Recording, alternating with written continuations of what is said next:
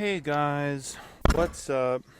It's Schlaw coming back to ya with another episode of Car Rides with Schlaw. And yeah, I don't know. I mean, I try to. I don't even know what I'm doing anymore. You know, it's like, what am I even hoping for? Is there really any chance that things are going to improve at this rate? Like it just starts to get to a point where it's like, maybe I'm not really making the best judgment. I don't really know, what else to make of it or think of it. It's just I just have no idea. You know what I mean? Like it's really like an odd thing to have to yeah, I mean, I have no idea. I'm losing I think I'm losing my ability to think straight and think properly, you know? And of course, like at that point, you really have to start to question. Like, I think I've only been able to deal with what I've been dealing with because of how resilient I am. I think most people just wouldn't have had the capacity or the patience to even put up with what I've put up with.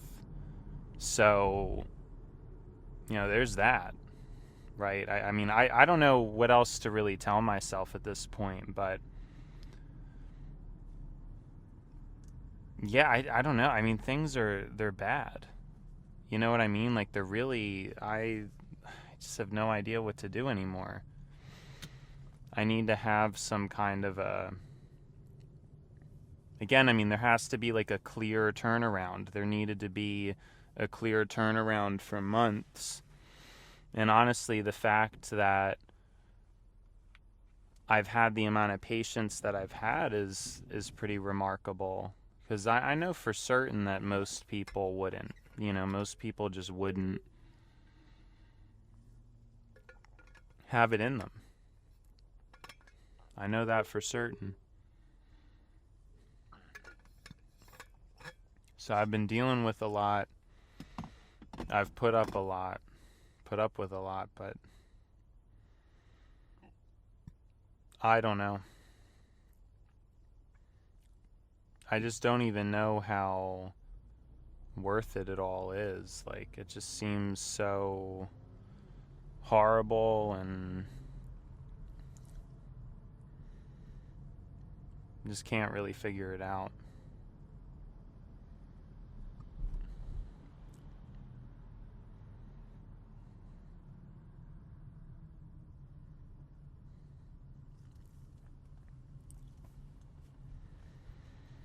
But yeah, I mean, I mean, it's to the point where it's really difficult for me to even do this show. Like, I'm just consistently shocked.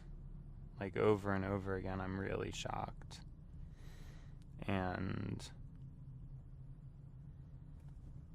yeah, I don't know. Just very shocked. But what I did want to talk about is this idea, about making art, and in my case, how I did really want to make art for a time, but I was never really given the help or assistance that I would have actually needed to succeed, you know?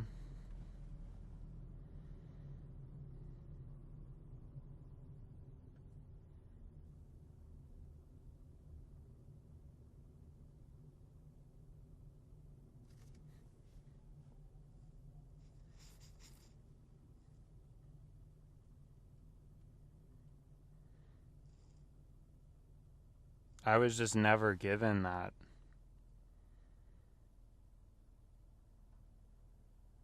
And I never really had the drive either. I mean,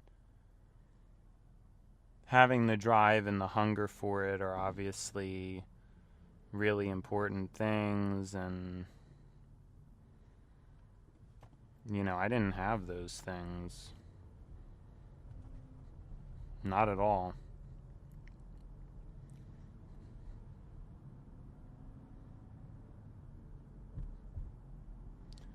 But it makes me wonder, I mean, the artists who make it, are they necessarily the best?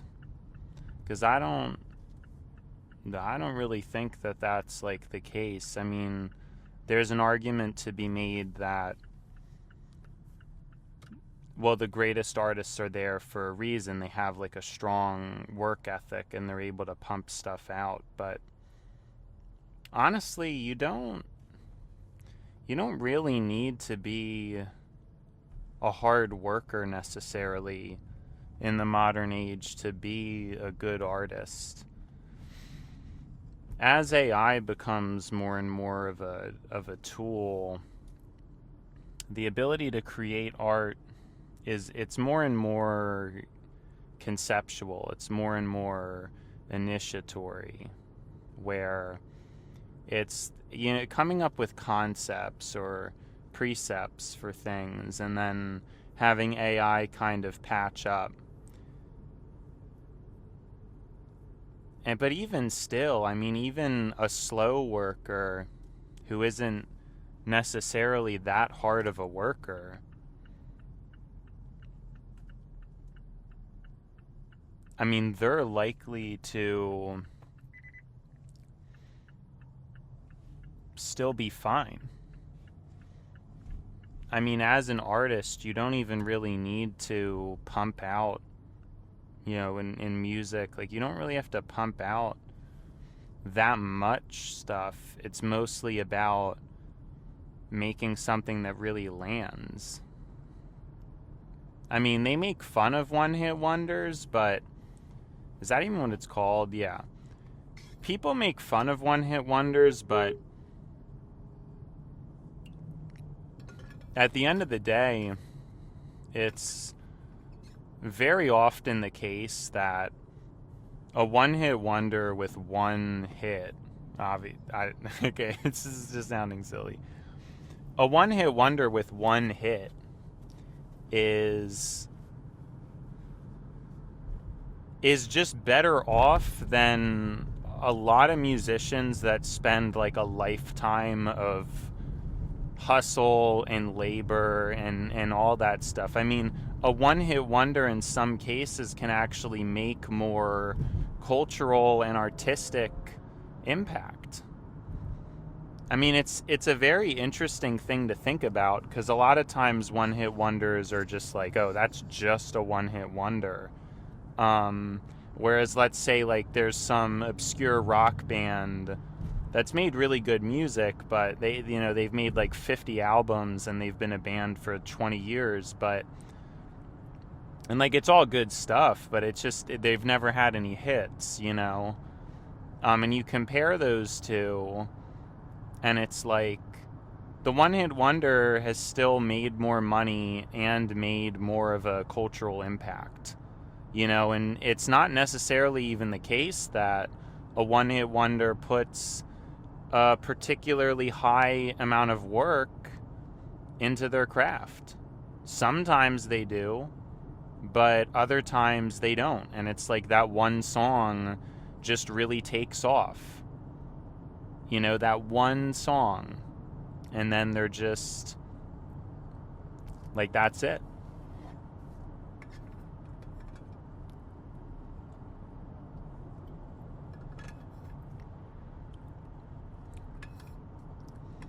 I feel like that's such an interesting thing to consider, to me at least. I think it is. Because a lot of people don't really want to admit it, or there's kind of like this human idea of, oh, well, just a one-hit wonder, like, oh, well, Of course, that band that made all those albums and really put in the work, but it's not even always like that. I mean, sometimes the best art is not necessarily the hardest worked, and there's artists who, just one good album is really enough for them to catapult past most people's careers, right? So it's definitely like less work, it's less hours put in total. I mean, isn't that interesting how it works? Like, people are not credited for the things that they do.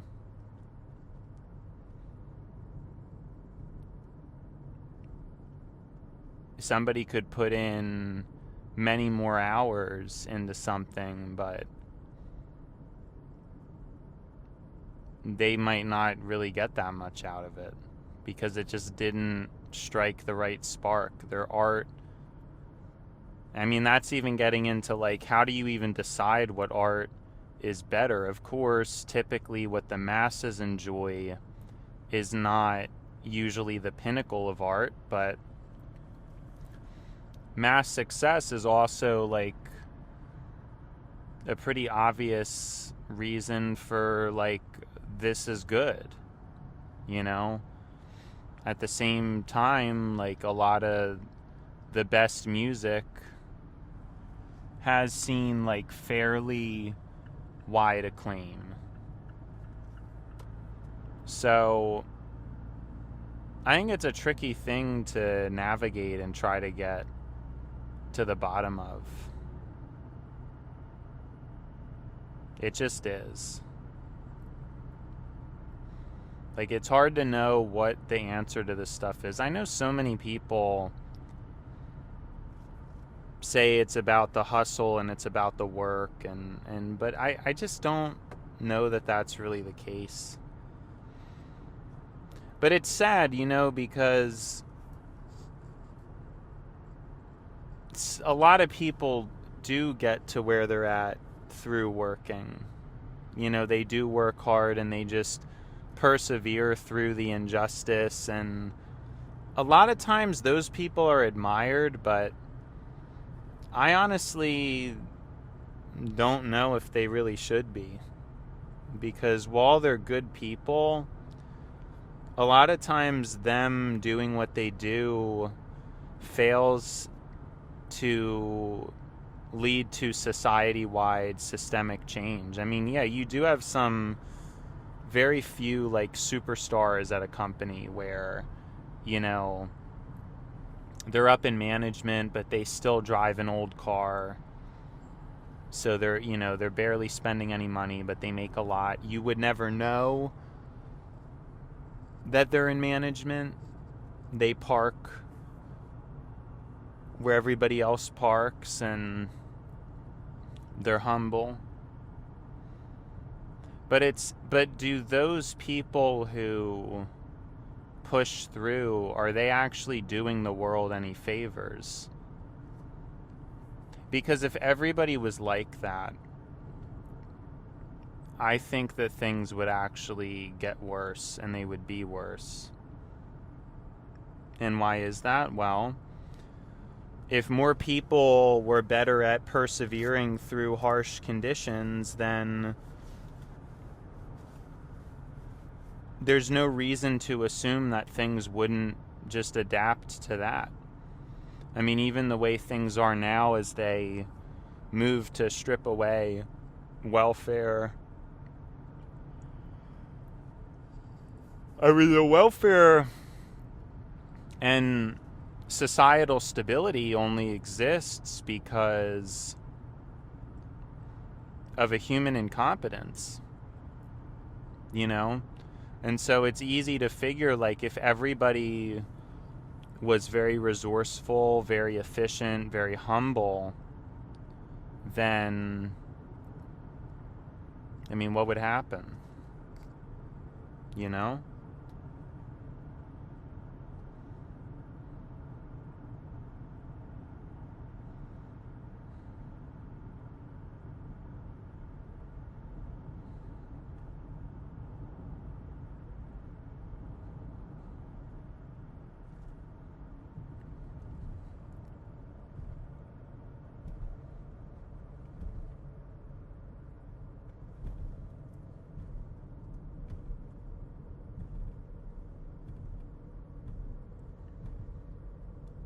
So I think that people get taken advantage of, and it's partially the whiners and the complainers that really wow,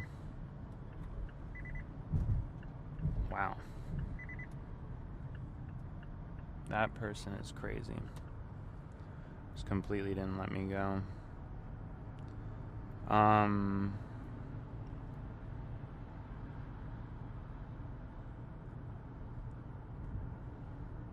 It's the whiners and complainers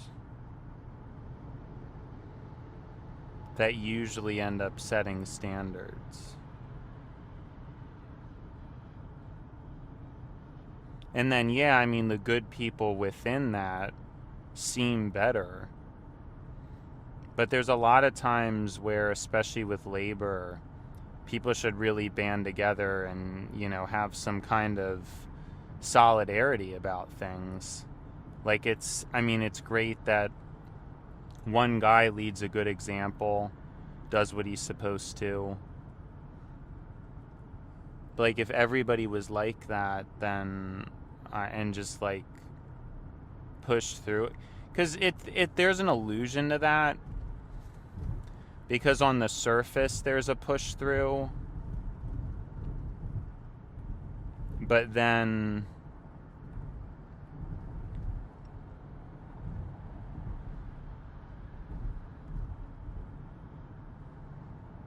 in terms of like a system level, there hasn't really been any change. Like, there's been tons of good people over the past 70 years who, like, quote unquote, did what they were supposed to. They worked a job even though the wage was far too low, even though the job was harder than it should have been, even though it wasn't fair. They worked through it. They eventually got the rare promotion, but notice that's never going to be most people. But some people out there, that did happen for them, and they saved their money, and now they're enjoying the fruits of that in retirement. However, we've already kind of dissected how that pattern is no longer sustainable, mostly due to the population curve as well as other economic factors, such as, a higher concentration of wealth in the top percentages of people and things like that. So there's multiple reasons for it, but at the end of the day, it's just not possible anymore. And so did that person who didn't complain and worked hard, but maybe they never voted, they didn't really get involved politically, and now the next generation won't be able to enjoy what they had. You see what I mean? We really look up to those kind of people, and in a lot of ways they do make the world go round, but I think that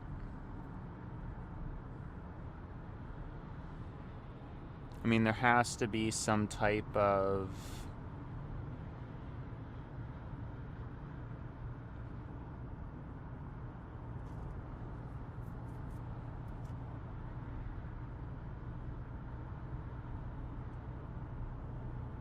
what I'm like, I don't know if I feel like what I'm saying makes a lot of sense, and you don't really, like, anybody would just say, oh yeah, like, those people are better and the complainers are no good. There's actually, like, a very important place for complaining. And it's like, but it only works if there's some kind of uniform solidarity about complaints, and if the complaints are about things that matter. I think the main problem is that the bulk of human complaints are stuck back in our primitive state, back when, like, pre-civilization is really how most people are still operating. pre-civilization. So it's, does something taste good? Does something smell good? Does something look good? You know, these surface level traits of interpretation and navigation of our reality were not only important, but they were essential for survival in a pre-civilization reality. If something smelled bad and you ate it, you would die. If something looked poisonous and you ate it anyway, you would die. And if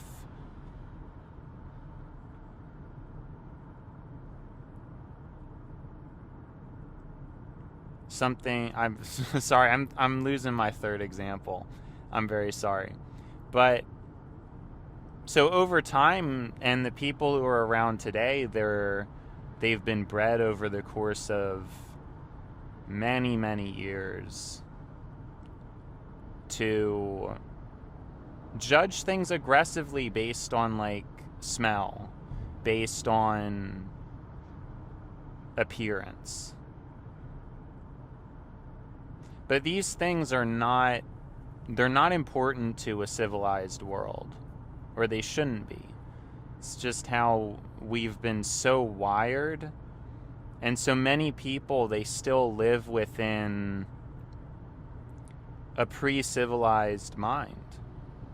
On their day-to-day, they seek things that taste good, but now things that taste good are actually unhealthy because there's an artificial environment that can manufacture things to be that way, to make them taste really good but not be healthy, which maybe in the wilderness that doesn't really add up, you know, because whatever you would have found out in the woods, if it tasted good, you know, it probably was fine, and the things that tasted bad weren't. But nowadays it's almost like, you know, the things that taste bad are good and the things that taste good are bad. Like, even just that alone is a very difficult thing for a lot of people to wrap their head around, because it's not how we're designed. And furthermore with that topic, yeah,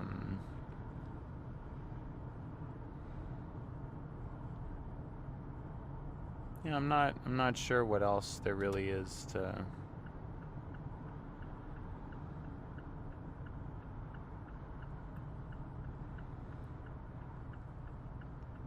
But yeah, I mean, and then so when you think about complaining about those kind of things, they're actually limiting at this point. Somebody complaining about a smell in the modern society is like a disadvantage, right?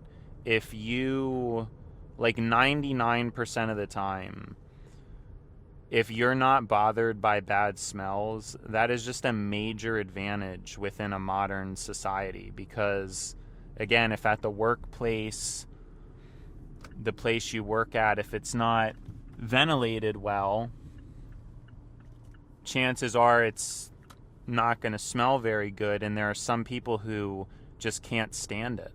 And they're at a pretty significant disadvantage because, I don't know, that's just how they are. And in the past, it was actually a good trait. But in the present, now it's mostly a terrible trait. I mean, there are some isolated circumstances where it could still save you, but it's not likely. Like, it's not likely circumstances, and most people, they're not going to be put in a life or death situation because of not really getting fazed by bad smells. Now, it's possible in some isolated cases. You know, I'm sure there's certain times, like if there was a gas leak or something, that's kind of what I think of, where if you had a really good sense of smell, maybe it would save your life. But it's basically negligible, you know. For modern life, having... Well, it's not even about a good sense of smell or not. It's about, like, how sensitive your brain is to being bothered by it, which, again, in the wilderness is great. But in a civilized society, it's not. It's just not great. Like I said, for the most part, it's very limiting. It's extremely limiting for the most part. Really the same with being bothered by how things look. I mean, if you're bothered by the way things look or the way things taste, it really sets you up for like a more difficult life. You know, if you need like really tasty food in order to be happy, that's going to set you back, not only financially, but also it's going to cause some degree of suffering as a result of, you know, being financially tethered to like good, expensive food. In a modern society, it's actually better to not be that into taste and just to learn about what's healthy and eat what's healthy based on learning, you know, not based on taste. So it's a lot of interesting points, you know? It's a lot of interesting things to consider. So, you know, you think about this stuff, but I don't think that many people really do. And it's even the design of things, like if you're okay with a cheaper car, or if you're swept into like the allure of an expensive, fancy car because of its design. Whereas some people just aren't really fazed and don't really care, and they end up saving a lot of money and doing a lot better. So a lot of these like traits, they're pre-civilization traits that have lingered. And the main point is it gets to be the bulk of what people complain about. Being hungry, being sleepy. Well, it's being tired, right? If somebody has a resilience to being tired, that's a mega advantage in the modern age. I mean, well, actually, sorry, bad example. Sleep, that was always the case. I mean, if you had to sleep more in the past, you probably are at better risk of dying. So likely we did shift to, like probably overall the shorter sleep genes did live longer, better. But I don't know. Sleep is different. Sleep's really important. But it's mainly like with hunger and stuff like that. That's obviously why, again, like obesity it's a modern problem, but in pre-civilization that was like amazing. You know, like the people who could or would get overweight had a massive advantage over those who were skinny. But like in the modern society, obviously being skinny is superior, you know, for the most part. It just is. Being skinny is desirable, and because there's plenty of food, and you know, people like to indulge in unhealthy food too. So it all ends up working out, you know?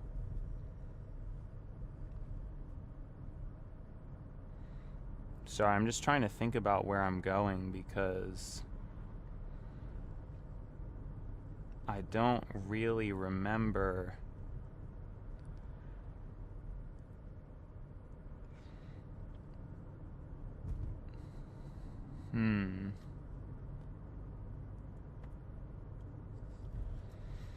Wow, I think it's further, but I don't really remember, and I'm losing. No, it's not there. This is very stressful. Because it's very last minute. Oh, wow. This is...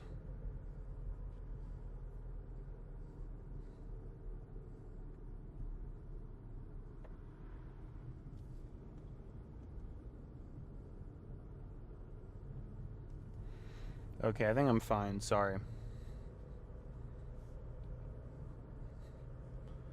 Just getting confused, but we're fine. A little bit stressed and confused. Anyways. Yeah, we're probably going to have to cut. I mean, I'll probably just pause the recording, actually. We'll try that out. But, yep, we'll see. See what ends up happening, I guess. I don't know. Hope this all works out.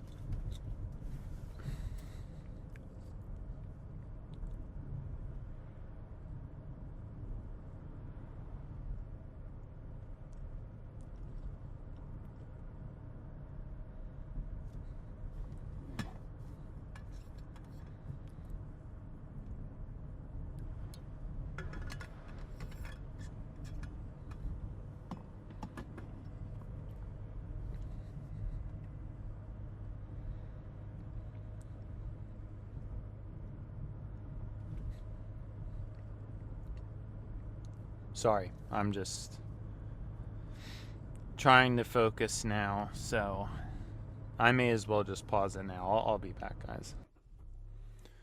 Alright, everything went well. Anyways, just to continue my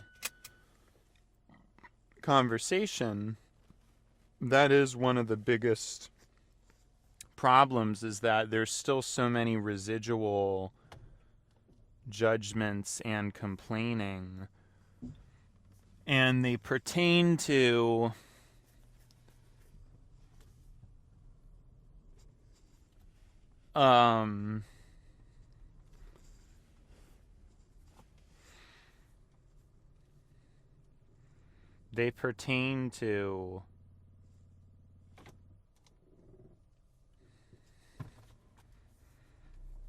sorry, hold on. A lot of these judgments and things pertain to, again, things from the past. They're not things that are super relevant anymore. But they were, at one point.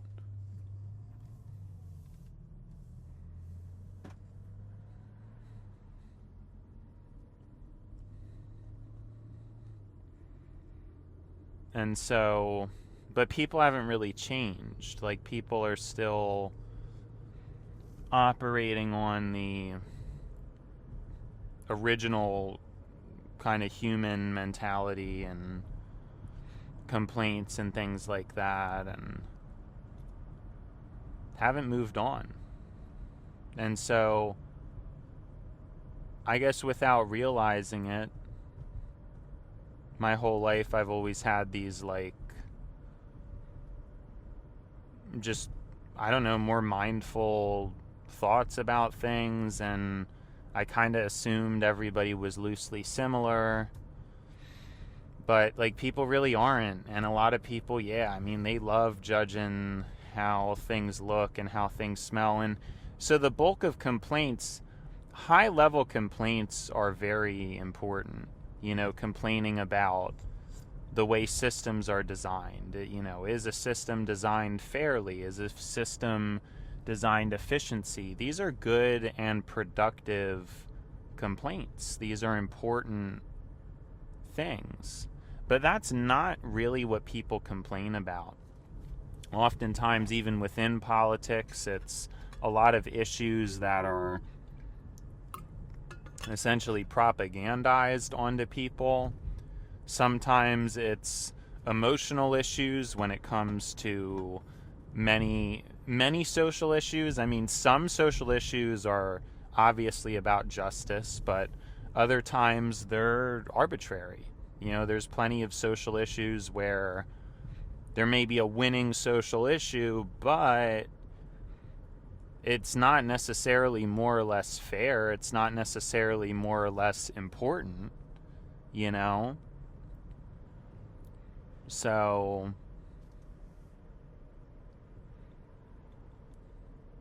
yeah, this is just, and that's a lot of political conversation, is people who don't really understand politics well.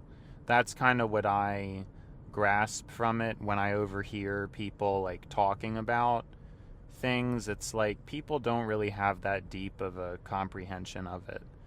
So it makes things kind of difficult. It really does make things pretty difficult. So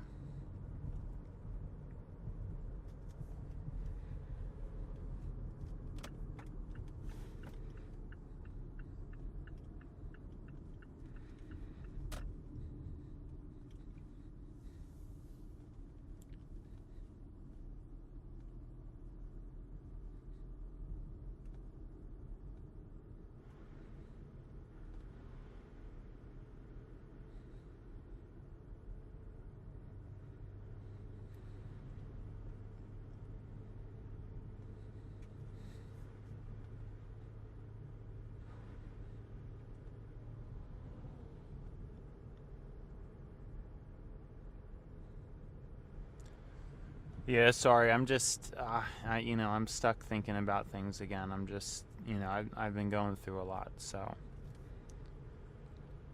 not at my best. That's for sure.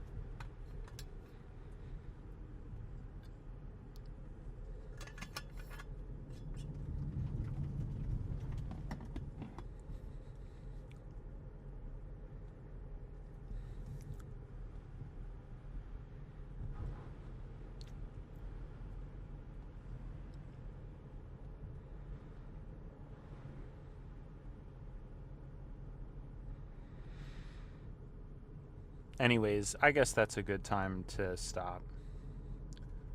It's been Schlaw, and now it's time to buy Schlaw. So, see you, Schlaw.